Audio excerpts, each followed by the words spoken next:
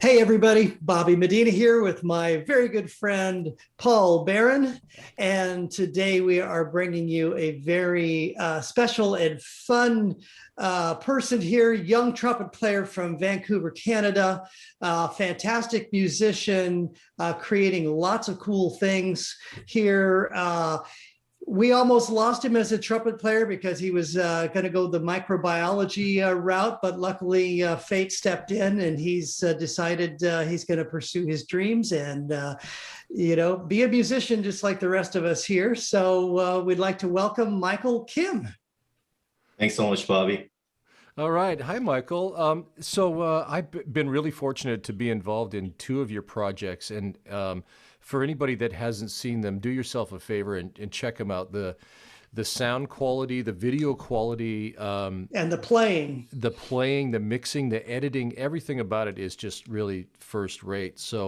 I guess my first question I'm going to throw at you is why? How did you get started doing these things? What was your impetus to get these really monumental projects off the ground? Honestly, COVID was just a catalyst for getting me started. I thought about doing something like this for a very long time, and I can't really tell you why I didn't get it started because I don't know either. Um, when I saw a young trumpet player from England named Louis Dowdeswell in 2016 or so. I think that's when he released his first video. Or was it Uh-huh. 2015? Frozen. Frozen's Let It Go, big band version with screaming high trumpets. I just thought, goodness, that sounds great. Oh, what a great trumpet player. I'd love to do the same thing.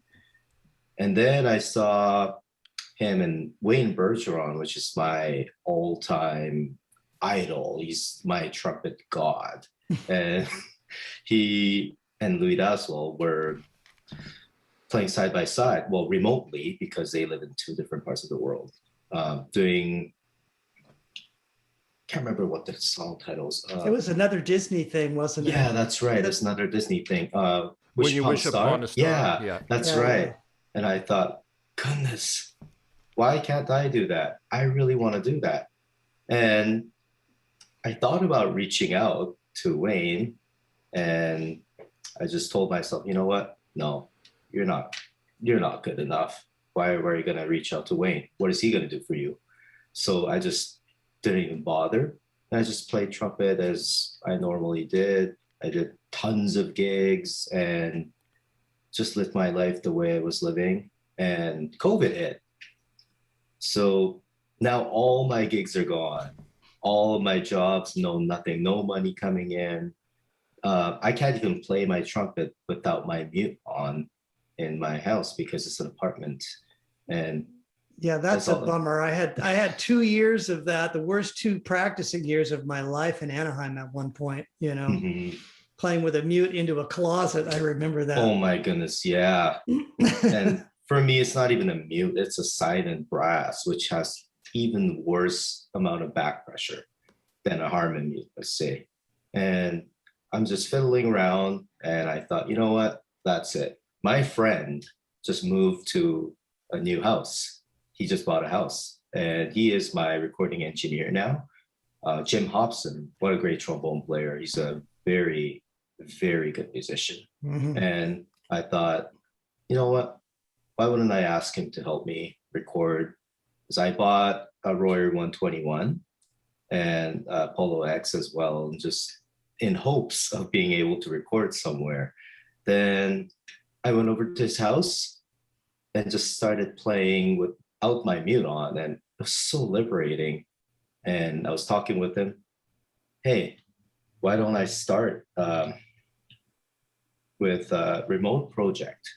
So we started working on Star Trek that Jalen Bate wrote for me, well, arranged for me. And it all went from there. It's rest is history. It's just, we Mhm. just kept going and going. And I thought, I really don't want to appear in five different places. Nobody wants to look at one trumpet player in five screens. Well, I think that's a great call. I mean, I think it's not only does it feature your playing, but Mhm. it, just visually, there's other people, there's other instruments. That's right. And not that I haven't seen, because I've seen some great, like Tony Cadlick's put out some incredible things with his playing and his Mhm. writing. He's a wonderful writer, but Mhm. it's just nice seeing a little more visual variety, and of course Absolutely. hearing a bigger group. And so you have kind of like themes, right, that you go by when you do this music? That's right. We do have themes. Movies, Disney. What I'm trying to do is to get the general public that is not jazz fanatics or big band fans to be able to enjoy our videos as well. So I want to get the instrumental music back on the popular scene. That's at least what my goal is. So I decided to start with something a little bit more well known that everybody can enjoy. And then sooner or later, I'm probably going to revert back to Sammy Nestico kind of stuff. I mean, our next one that we're going to be doing is Artistry in Rhythm, Stan Kenton's classic, arranged into a metal version by my one and only mentor, Fred Stride from Vancouver. Wow. And he's graciously arranged that to Wow, suit my needs. that is cool. The first time, I got to be honest, the first time I ever heard of Paul Barron many decades ago, a friend of mine, I had just moved up to Seattle from Los Angeles. I'm from LA originally, and he had laid a cassette. I'm dating myself now. He gave me a cassette of the Fred Stride band live somewhere in the cellar. I don't remember what club it was at, but Oh yeah, I just said, man, this band is stellar. And the guy playing lead is just killing it. He goes, oh, you got to meet him, man. It's my friend Paul. I'm going to hook you guys up. You're going to, and ever since I heard that and we met, we've been good friends ever since then. So, the idea here is that we're going to introduce, you have something that you're going to introduce on Tuesday coming out, that's right? right. Why don't you tell us a little bit about that? So it's our version of Lord of the Rings. And let's say it's like big band on steroids. It's big band with tuba, violin, what else are there? French French horn. horns and percussion and timpani. So it's like a full, oh, and violin too. So it's a full size big band with orchestral instruments as well.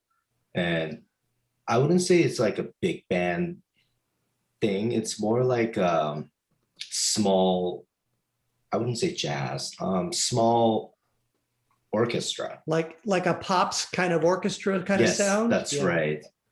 Yeah, With sort of like a chamber jazz orchestra is what I would, if I were to put a label on it. But your stuff is tough to put a label on because it transcends the boundaries between certain kind of genres. Like you were saying, it's not big band, Mhm. but it's not orchestra. Yeah, that's right. It's kind of both, and it's not really pops in that it's not just kind of like the fluffy pop tunes that you would That's right. you would take your grandmother to go and see the symphony play, but it's more meaty. I mean, there's like Yeah. I mean, when it's rock, the guys are rocking, when it's jazz, it's the real deal, which is cool. And of course you're playing on it, just playing all the lead, soaring high energy stuff is very cool to watch you do it. And very cool. Thanks, So Bobby. where can everybody see this then on Tuesday and that when it comes out? Yes, absolutely. So I have a couple of accounts. I have an Instagram account, MK Trumpet. If you follow MK Trumpet, that would be a huge help. And I post just little clips here and there for busy people, just 40-second clips, so you don't have to watch the whole thing. But then if you want to watch the whole video, there's a link to my YouTube channel. I think it's Michael Kim Music. That's the YouTube channel name. And there's a link on my Instagram at MK Trumpet that you can click on. And we're going to premiere on Tuesday at 3 p.m. Pacific time. And we'll Awesome. also post that link, below on when we post this interview, which will go up definitely before that, so that we can help promote that for you. Awesome. Thank you so much, Paul. So I have a question, and this kind of pertains to me, but then possibly other members of your group. Mhm. For anybody out there that's watching, Michael and I haven't actually physically met in person. Yeah. We've talked on the phone. Yeah. We've done this, and we've recorded a couple of his projects together, and one upcoming as well. Do you know everybody else in your ensemble? I'm just going to say ensemble, or are some of them like me, like you've contacted, and they just record remotely, like I have done? For now, yes, I do. I know every single person. I've worked with every single one of them. Okay. This project is like my baby. I want to be able to choose every single player that I want to play with and I want to work with and that I have worked with. And I have nothing but good things to say about them. And then I heard that it might be a good idea to reach out to some more well-known players, much more established players, and build a connection. And the first name I thought of was Paul, because when I was in grade 10, I think that's the year that I did BCMEA honor band, and I met Len Kay as a trumpet player. I think he's now retired. He told me to go see you, Paul.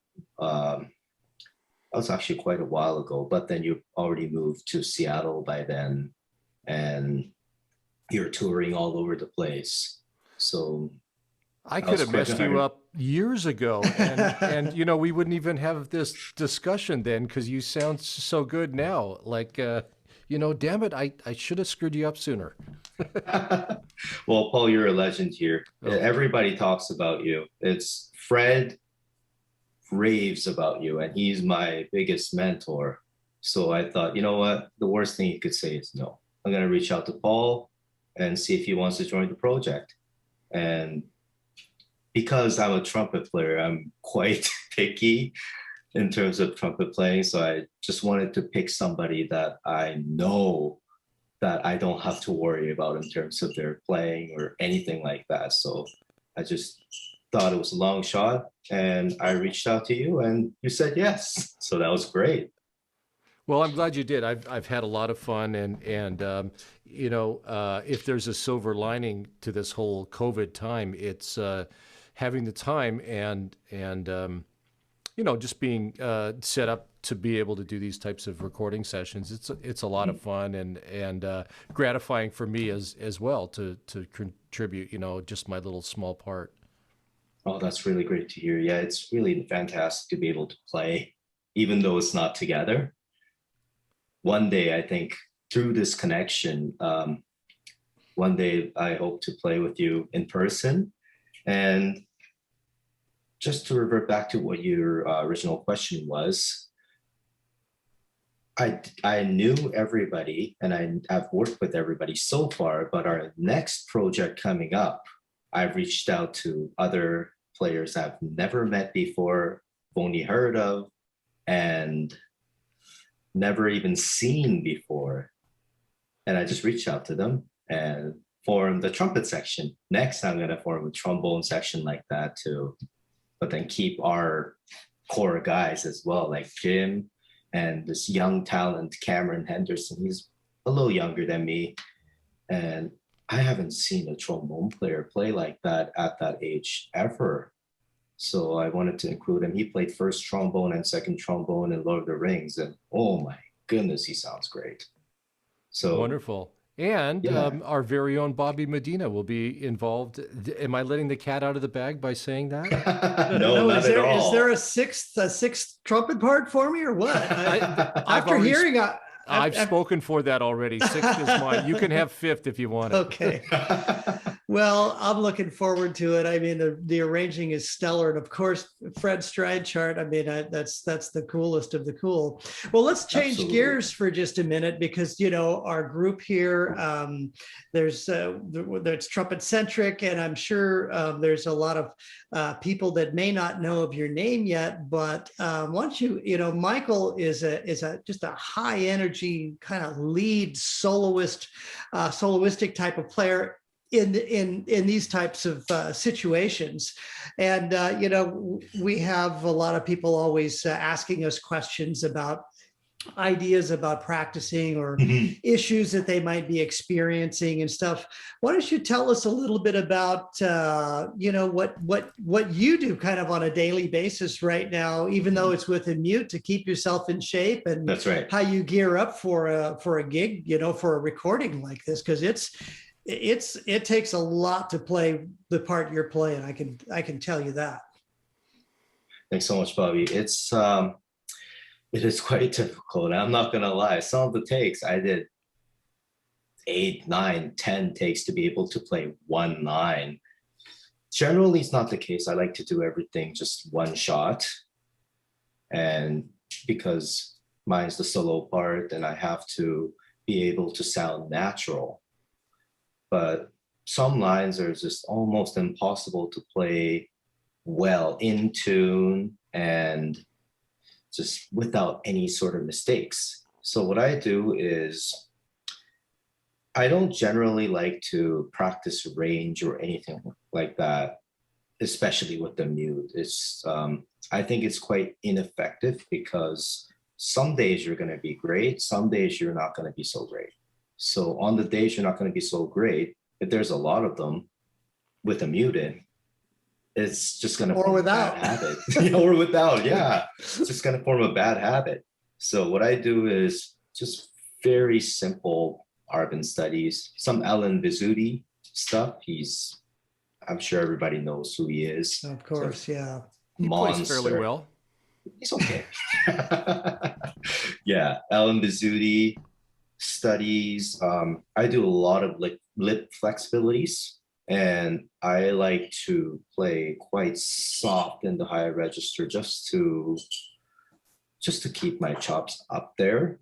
But I don't like to bash it into my face and just blow, because that's just going to hurt my chops. I think this is a huge point. You know, Paul and I had a workshop we did here not too long ago, and it was like one of the biggest. I think it was one of the biggest things that our participants were doing when they were demonstrating their playing. Right, Paul? Yep. Just overblowing, playing too loud too much of the time, you know. I mean, and even Paul had recommended, you know, and I've heard this from many people over the years, you know, just don't play too much, you know, stay in that 80%, maybe 85% of what your capacity is and below. You know, every once in a while you can really step on the gas when you need to. That's right. But don't try to play like that all the time, because it's detrimental to your playing. I'm glad you said that. Yeah, absolutely. It's a huge waste of energy, I feel, because it doesn't really do any good to you. And when you watch players like Wayne Bergeron play, he has an open aperture inside, and that's why his sound is so big and fat. And when you watch him play, he doesn't look like he's really jamming the trumpet onto his face and just like blowing his brains off. No, he looks relaxed. He looks very comfortable up there. And that's my goal too. And that's why I practice playing up there with ease. And if I have to step on the gas, I will. That's when I'm recording or if I'm playing gigs. But generally at home, I never do that. Another thing is I like to practice with the open aperture too. I keep closing up as I go up in the register, as many people would do.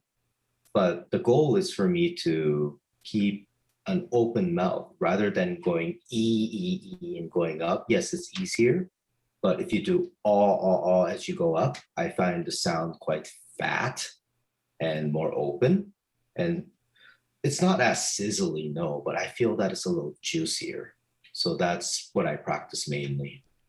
just my sound. I'm getting hungry now talking about sizzling and juicy and all that. A nice big juicy burger sounds good about now. Well, that's cool. So I know we're just about out of time here, but just why don't you tell us a little bit more about how long do you practice? Do you practice daily? Do you practice every other day? Do you practice on and off throughout the day? Give us a little idea of how you work. Before coronavirus hit, I practiced. I'm pretty guilty of this, maybe once or twice a week, because I was gigging all the time. My chops just needed a break. But since coronavirus hit, I practice every day. It's no exceptions. And I just feel that if I have the time, might as well work on my playing. And as I'm practicing more and more, I'm just realizing, oh my goodness, I'm so bad at this. So I just practice more and more, and I record myself practicing, and I have a really good laugh sometimes when it sounds so bad that it's good.